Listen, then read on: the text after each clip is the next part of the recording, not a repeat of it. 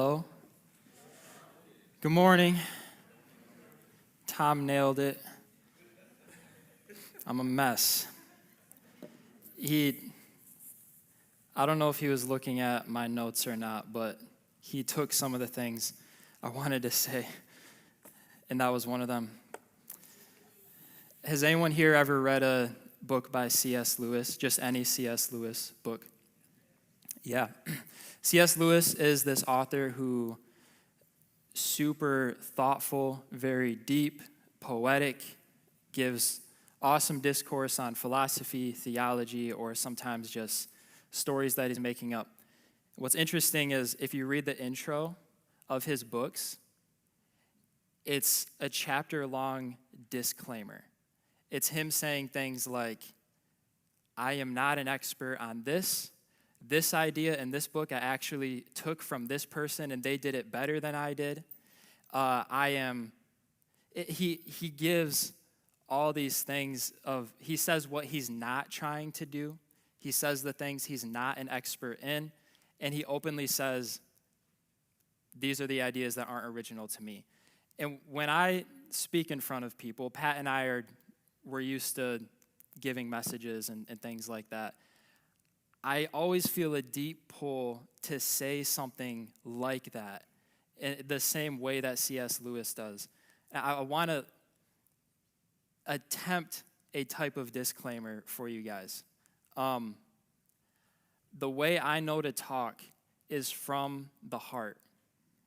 And that's just how I do things. It's not how everyone does things. But there have been times when I've gotten done speaking at a church and someone comes up to me and they say, you're a deep thinker.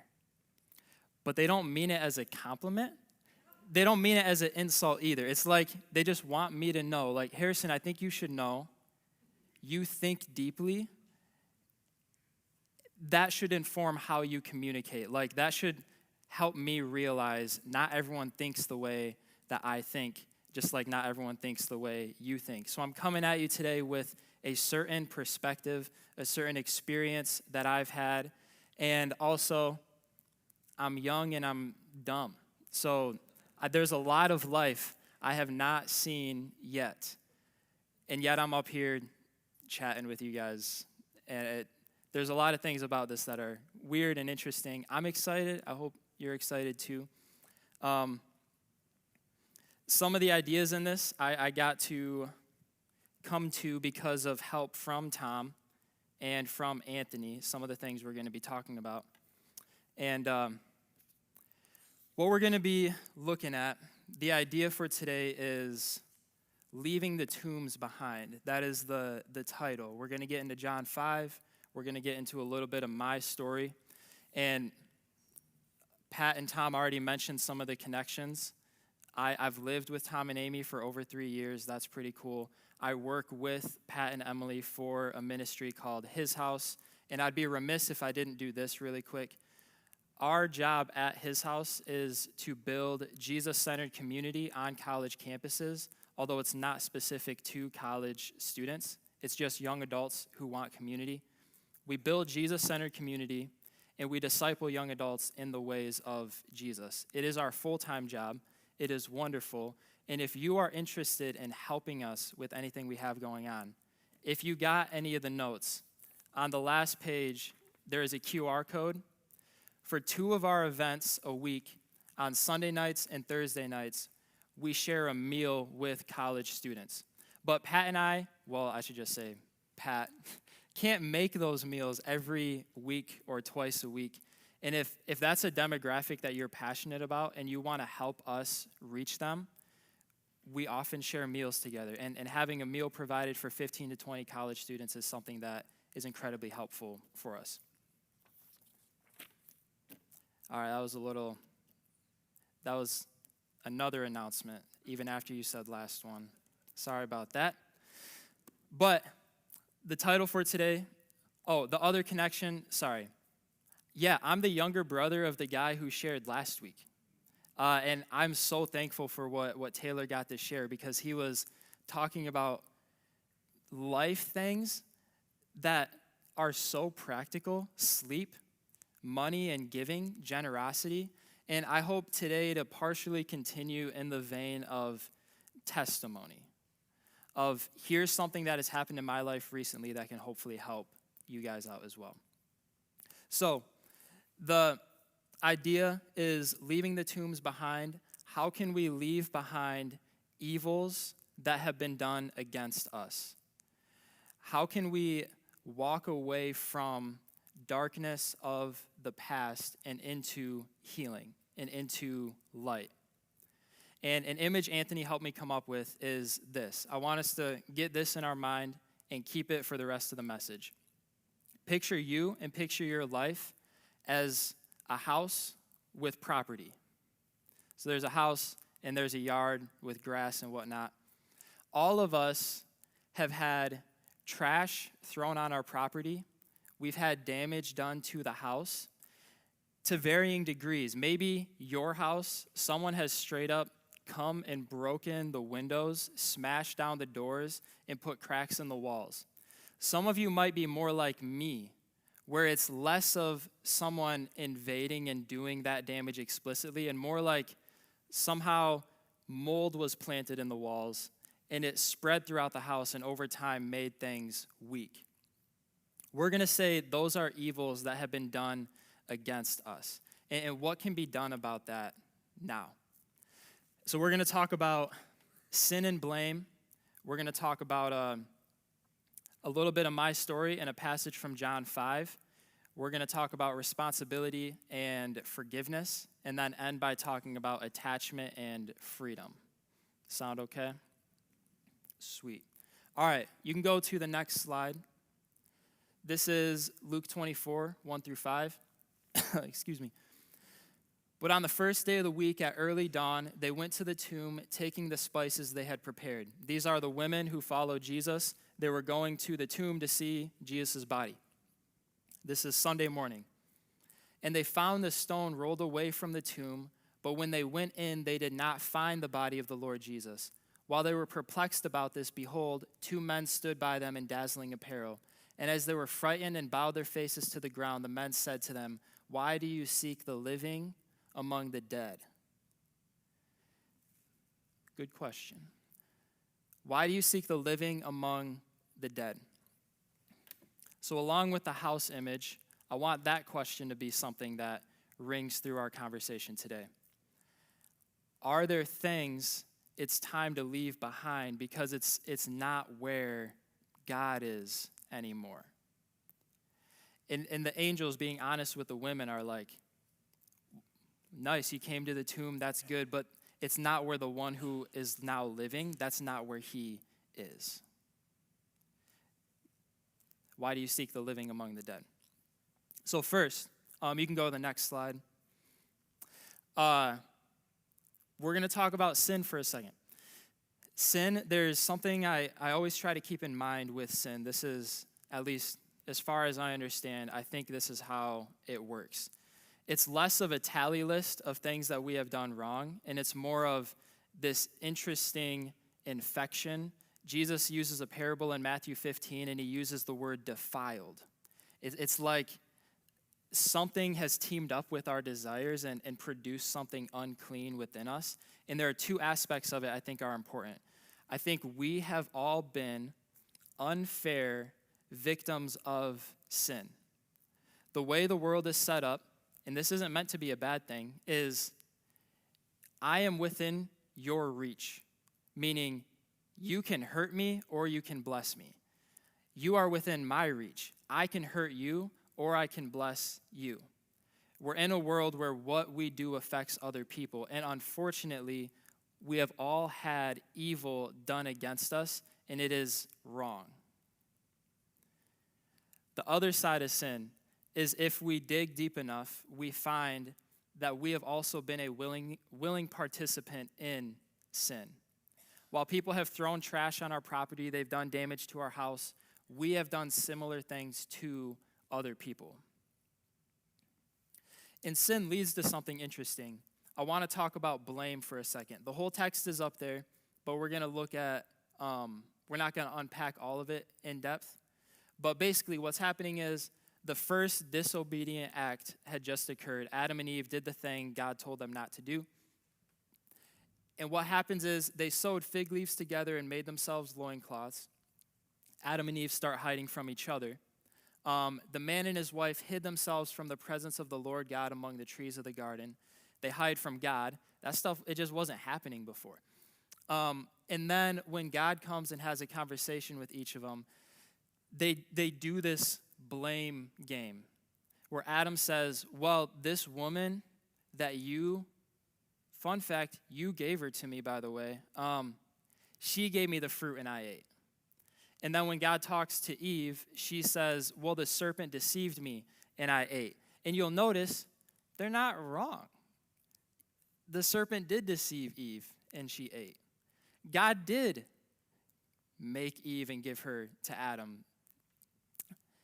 And yet, does this game bring them any closer to being healed? Does this game bring them further away from the tombs? Does it actually help their property out? And it's also a shedding of responsibility, right? Like, I don't want to face responsibility. I don't want to face consequences, so put the spotlight over there, please. So story time real quick.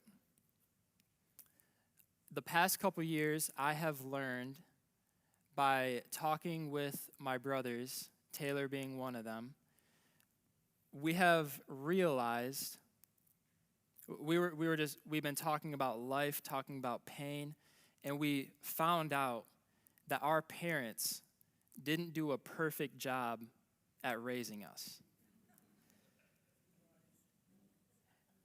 Just like your parents didn't do a perfect job at raising you.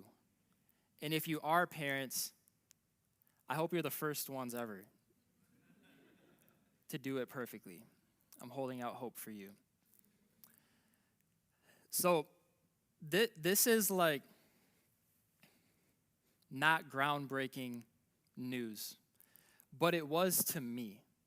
Growing up, our family was seen as this beacon of light in the community. People looking at our family and being like, how do they do it? I bet they don't even fight. How, like, what's the secret? And so I actually went through the vast majority of my life thinking I didn't have family hurt. Does that make sense? In the past couple years, discovering with my brothers, oh, my parents didn't do a perfect job. I can remember moments where I was left feeling misunderstood. I can remember moments where I was hurt. And that opened the floodgates for thinking about high school, middle school, times I've been hurt by these friends or these past relationships, as well as, man, don't get anyone started on their relationship with their sports coach. Some wounds from that as well. And I began to see that there were things that happened in the past that were affecting how I live my life today. And this made me set my eyes firmly on a detective spiritual journey where I wanted to go and find out who hurt me, when they hurt me, and how they hurt me. And I hoped that after uncovering enough stones, I could find some magical code that would make me whole again. If I could understand these pains enough, if I could understand who did it, when they did it, how they did it, everything would be fixed within me. For the record, I do recommend embarking on a journey of figuring out wounds from the past and things like that. The problem is I was holding that as my Jesus, as the way I wanted to be healed. And reminds me of a story. One night Tom and I were talking about John 5, and he pointed out some things to me that I thought were really, really good, and I took it and ran with it. Go to the John 5 slide. I think there's some connections here. So John 5, starting in verse 2. Now there is in Jerusalem by the sheep gate a pool, in Aramaic called Bethesda, which has 5 roofed colonnades. In these lay a multitude of invalids, blind, lame, and paralyzed. One man was there who had been an invalid for 38 years. When Jesus saw him lying there and knew that he had already been there a long time, he said to him, "Do you want to be healed?" The sick man answered him, "Sir, I have no one to put me into the pool when the water is stirred up, and while I am going, another steps down before me." So a little bit of context. This man is in a place where there is this pool, and it's believed that when the pool is stirred up or when the pool bubbles up, the person who gets there first will be healed of their ailment. So this man has not been able to walk for almost 4 decades, but we don't know how long he's been at the pool. But needless to say, Jesus shows up in his life, asks him if he wants to be healed, Jesus and the man says, yeah, of course he wants to be healed. He's trying to be healed, but his attention is still on the pool.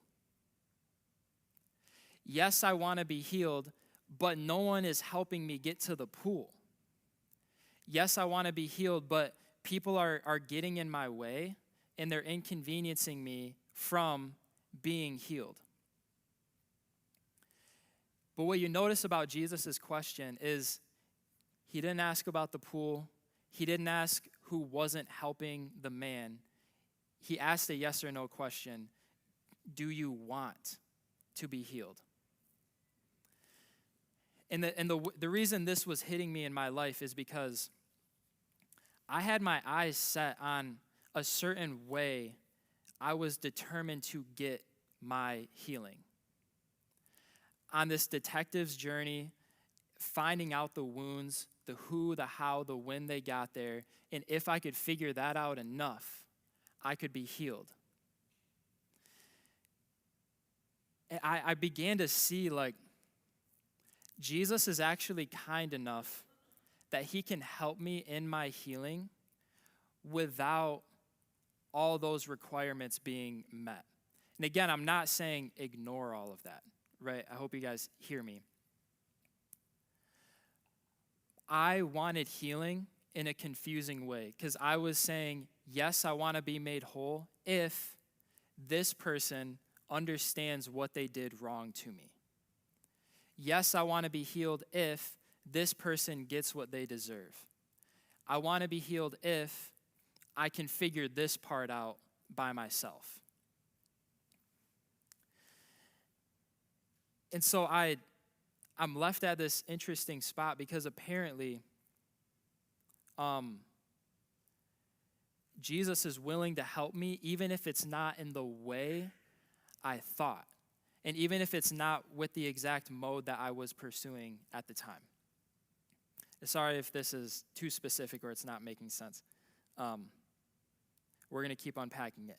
So it left me wondering who was keeping me stuck because I wasn't getting the healing that I wanted to get, even though I was finding out so many things. I was learning so many things about my past. I was figuring out, I was seeing the cracks in the ceiling, the cracks in the walls. I was seeing all the trash in the yard like never before. And I was trying to figure out how did it all get there, who put it there. But figuring that out didn't actually remove the stuff. It was helpful, didn't remove the stuff. So who was keeping me stuck and why? You can now go to the forbidden slide. This can't be shown on the live stream because I took that off the internet. But this is a meme that I'm probably like 15 years too late on it being funny. But does everyone get the joke?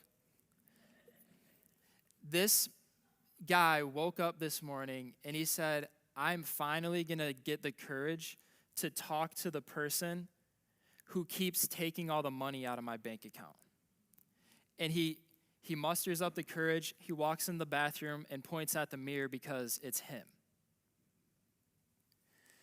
If I had to change this, I would say me lecturing the person that is keeping me stuck. It is wrong to have had trash thrown into my yard. It is wrong to have had damage done to my house. And yet, I am the one who is responsible for how I respond to these pains. I'm the one who is responsible for how I respond to the hurt. And God isn't giving me room to use any of that as an excuse to further myself in sin or retaliate against others. So, do I cooperate in the process of healing that Jesus is inviting me on? Or do I sit in a corner of my house thinking, I didn't even deserve to have this happen in the first place. This isn't right. Or do I think, well, man, I hope the other person's house gets this same treatment like they did to me. So I think I wanted to be healed, but there was a type of responsibility that I was being confronted with. And it led me into the topic of forgiveness. You can get that slide off. Go to the next one. Yeah. We don't need to look at that guy the rest of the time. So, I don't need to give you guys a whole sermon on forgiveness. I'm sure you're familiar with the reason this is so important. Part of what my brothers and I were unpacking with our family, and by the way, I'm not here to compare pain. My family is wonderful, and my family is a family many people would kill to be a part of.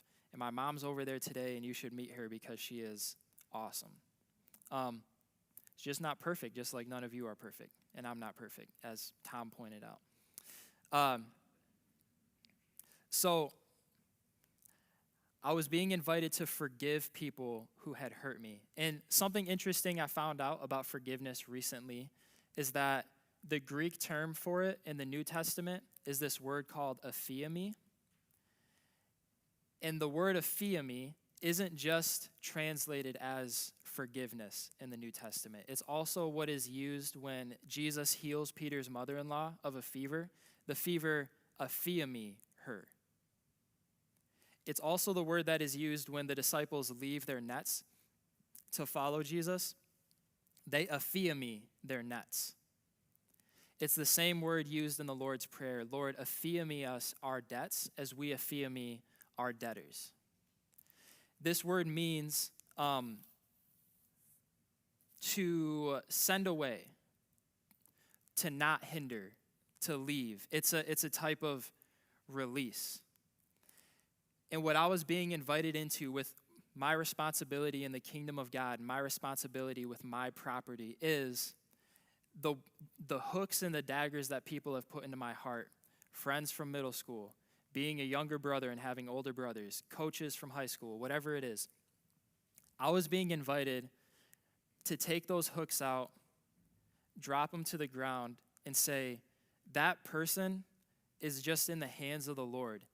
I hope they find the Lord's mercy, but justice and vengeance is way too heavy a weight for this heart to bear. And it plays a corrupting role within my body, not one that actually makes me pure. So just being invited to release that, shed that weight, and understand forgiveness is not me saying what they did wasn't actually that bad, so I can forgive them. It's not saying, yeah, they didn't mean to, so I can forgive them. It's recognizing the evil for being evil, the wrong for being wrong, and saying, I will not let that wrong and that evil continue its pattern by letting it have the hooks in my heart. So yes, it is wrong. And forgiveness doesn't make wrong things right. It just makes you free. I understand this is hard to do, and I understand there's relational nuances, and I wish I had time to get into all of that. But forgiveness is a way of leaving the tombs behind. Because God isn't in bitterness. He isn't in unforgiveness. So, I figured out who was hindering me. Now I'd like to get into the confusing world of why I was being hindered. I really don't know how this part will land on you guys. Maybe you'll hear this and think I relate to that completely. But maybe you'll hear it and be like, that sounds like ludicrous. And if that's the case, I hope that is the case. I work with young adults, and I find that their experience has mapped on pretty well to my experience. And so if this ends up just being a generational thing that I'm experiencing, at least you can get a glimpse into what your little brothers and sisters in Christ are going through. The best way for me to unpack this is to read a couple song lyrics. There's an artist named NF, and I actually like him a lot. I think he's helped people. But one of his lyrics goes like this: I don't know why, but I feel more comfortable living in my agony, watching my self-esteem go up in flames. The truth is, I need help, but I just can't imagine who I'd be if I was happy. So notice, he actually has a comfortability in his pain. It's actually a type of safety for him. And also notice, he says he needs help, but part of what makes that hard is he doesn't know who he'd be if that pain got dealt with. Another lyric, Anthony pointed this band out to me. They're called Icon for Hire. They say, oh, I need my pain. Don't take it away. My sad makes me special. So what I noticed in my life is I actually found a value and I found identity in wounds. I found value and identity in my brokenness. That becomes confusing when the Son of God steps onto the scene and asks, do you want that to be gone? It puts me in an identity crisis, because what happens when the cracks in the wall are patched up and dealt with? What happens when the trash in the yard is actually cleaned out and we can move forward? Approaching healing, I began to feel a fear bubbling up in my chest, because if the walls are taken care of and if the yard is taken care of, I might need to start figuring out what color I want to paint the walls. I might need to figure out what decorations I want to put up in my house. I might need to figure out what kind of beautiful garden I want to plant in the yard. Notice these are all beautiful, good things, but when you are attached to wounds and you are attached to your brokenness, all of that can sound like a threat, not like an invitation. But it truly is an invitation. When Jesus asked the question, do you want to be healed? He was inviting me into freedom. So, there's a final lyric. This is from a song I wrote, but it's not out. You won't be able to find it anywhere.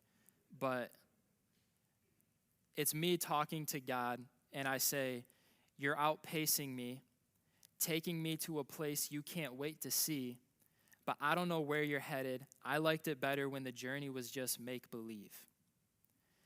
I could talk a big game about wanting to be healed. I could talk a big game about wanting justice, a big game about wanting to be free. But when freedom actually shows its face, was my answer still yes? Was I ready to leave my identity in brokenness behind?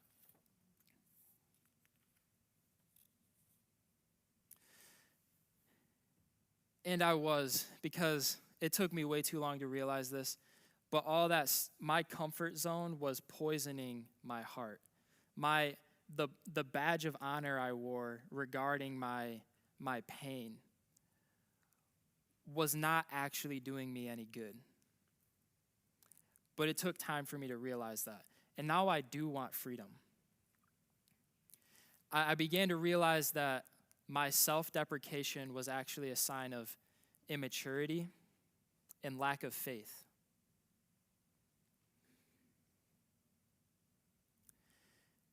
It kind of makes me wonder how long the man was at the pool. We know he couldn't walk for 38 years. I wonder how much of that time was spent at the pool.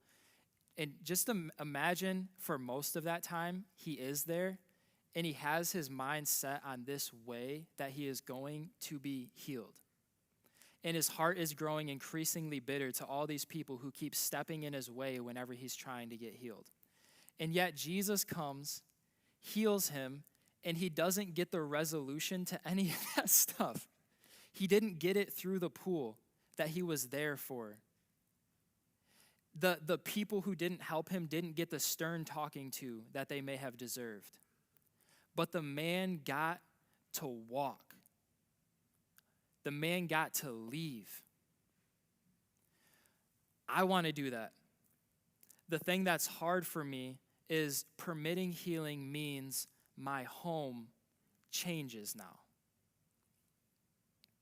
It means things that I'm familiar with and things that I'm even fond of, I need to let go of and leave behind. It means I walk away from the tombs, I walk away from the pool of Bethesda, and it means I can't blame others for my lack of healing and my shortcomings. And again, please don't hear what I'm not saying. I'm not saying that isn't complicated. I'm not saying that doesn't play a role. But when Jesus asked me if I want to be healed, I can no longer blame someone else for getting in the way of my healing if healing's right here. Does that make sense? It means all those things, but in short, it would mean I'm free. And after time, I realized that really is what I want. I want to taste what's on the other side of freedom, even though I don't know how to do freedom. And all you have to do is read Exodus to get into this tension. They're like, man, slavery was actually better now that I think about it. Man, why did we even leave Egypt in the first place? Because you were harshly oppressed and being beaten. But freedom is so unfamiliar to them that it's almost like we would take pain and oppression over unfamiliarity and life. But I can't do that anymore. So I want to let Jesus renovate my house. And I want to start thinking about what kind of flowers to put in the garden, what kind of pictures to put on the walls. And the reason that's scary to me is because I haven't done it before. But I tell you what, it's got to smell better, it's got to taste better, and I bet it just is a lot better than being unhealed. And if he's now giving me the choice, I want that freedom. So what happens on the other side of freedom? My short answer is, I guess we'll find out. I just know that's where God is. I know that the man in the story now gets to enjoy something he didn't enjoy before, which was him being able to walk. And the women from the tomb, you get to share in this unfamiliarity with others who are free. And it is a find out kind of journey. And I think it's meant to be like that. So you can go to the slide with the questions. I went over our time. I'm really sorry about that. I want to ask, what is your pool of Bethesda? Is there a way you have been determined to achieve healing, determined to arrive at healing? Maybe it's dependent on someone apologizing. Maybe it's dependent on you getting something, a certain position, a certain relationship, an amount of money. Do you have something you're setting your eyes on? But if you were, and it might not even be a bad thing, but if you're honest enough, what you're putting your hope in isn't Jesus. It's just not the same. Second question, is there anyone in our heart we can forgive and release? Take that burden off and say, I'm not going to hold that against them anymore. And I'm not going to carry that weight anymore. They're free, I'm free. So I ask you to consider those questions. We don't have Message Plus today, but as we spend the afternoon together, feel free to chat about that or any other thoughts from the sermon. I'm going to wrap up in just a second. Can you go to the Luke 24 slide? We'll end reading the rest of this passage. And they found the stone rolled away from the tomb, but when they went in, they did not find the body of the Lord Jesus. While they were perplexed about this, behold, 2 men stood by them in dazzling apparel. And as they were frightened and bowed their faces to the ground, the men said to them, "Why do you seek the living among the dead? He is not here, but has risen. Remember how he told you while he was still in Galilee, that the Son of Man must be delivered into the hands of sinful men and be crucified, and on the 3rd day rise." This last part is where I'm at now. And they remembered his words. And returning from the tomb, they told all these things to the 11 and to all the rest. That's all I got for us today. Are we doing potluck in here? So we'll begin rearranging the room. Do we have a prayer team this morning or anything similar? I don't see that. You can pray with someone next to you if you would like prayer for anything. Find a trusted friend, find me, find Tom, Pat, anyone who's a familiar face, and we can pray for you. But thank you guys for letting me share. If I haven't met you, I would love to change that and meet you. And let's eat. Cool. Thank you guys so much.